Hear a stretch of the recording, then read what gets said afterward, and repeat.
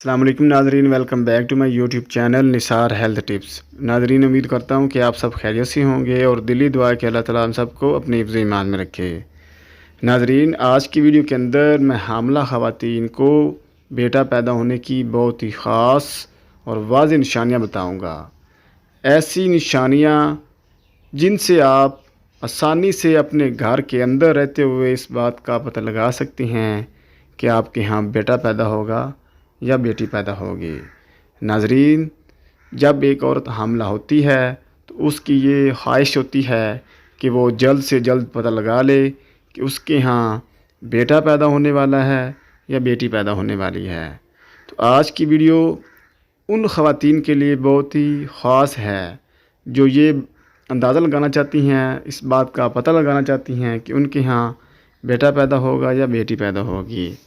تو حاملہ خواتین نے ان سمٹمز کو، ان نشانیوں کو اپنے اندر لازمی فائنڈ آؤٹ کرنا ہے اور کمنٹ سیکشن میں اپنے آپ کو مینشن کر کے بتانا ہے کہ ان کے اندر کون سی نشانیاں پائی جاتی ہیں، کیونکہ ہر فیمیل کے اندر یہ نشانیاں ڈفرینٹ ہو سکتی ہیں۔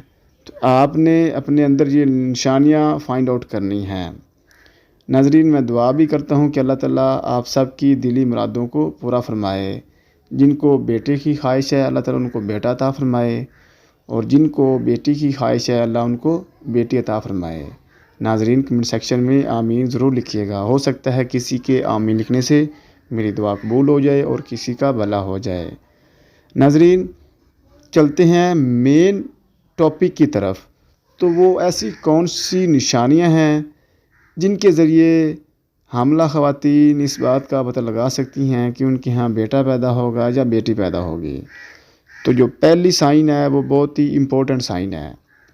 اس کے اندر آپ نے اپنے یورین کا کلر چیک آؤٹ کرنا ہے۔